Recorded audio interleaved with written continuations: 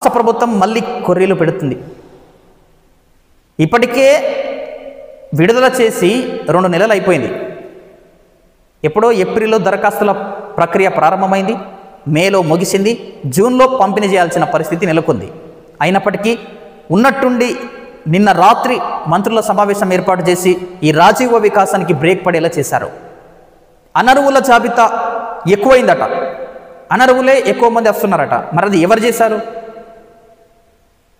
ఇక్కడ చాలామంది అంటున్న పరిస్థితి ఏంటంటే దరఖాస్తులు అనుకున్న దానికంటే ఎక్కువగా వచ్చాయట.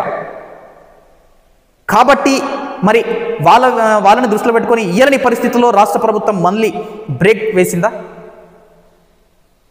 అనర్హుల పేరిట కొంతమందిని కట్ చేసేసి ఇవ్వాల్సిన వాళ్ళకే ఇస్తారా?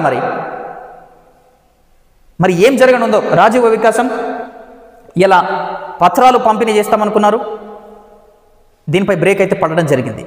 మళ్ళీ 5వ తేదీన సమావేశం నిర్వహించి దాని తర్వాత నిర్ణయం తీసుకునే అవకాశాలు అయితే కనిపిస్తున్నాయి. 5వ తేదీ వరకు మళ్ళీ వేచి చూడాల్సిన అవసరం అయితే కనిపిస్తూ ఉంది.